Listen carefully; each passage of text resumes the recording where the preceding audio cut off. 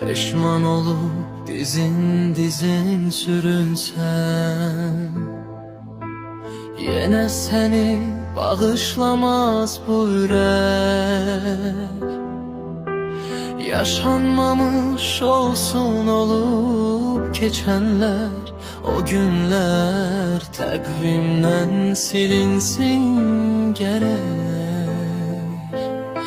Bunlar mümkün olsa gel bağışlayın, sil apar kalbimden kin küdureti. Ne kadar peşmanlık duysan da bile,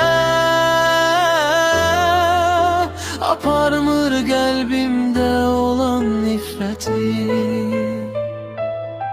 Sana etibarım artık etibdir,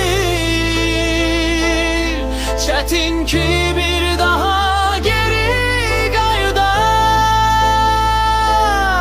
Geriye kaydan peşmanlık olar, sonraki peşmanlık etmez ki fayda.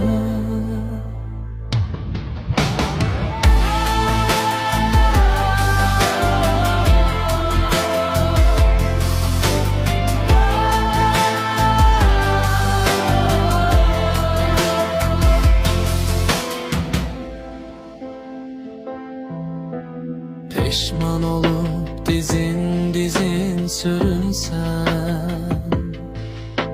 yine seni bağışlamaz bu yürek. Yaşanmamış olsun olup geçenler, o günler takvimden silinsin gerek. Bunlar mümkün olsa gel bağışlayın, sil apar kalbimden kin küdureti. Ne kadar peşmanlık duysan da bile, aparmır kalbimde olan nifreti. Sana etibarım artık etibdir,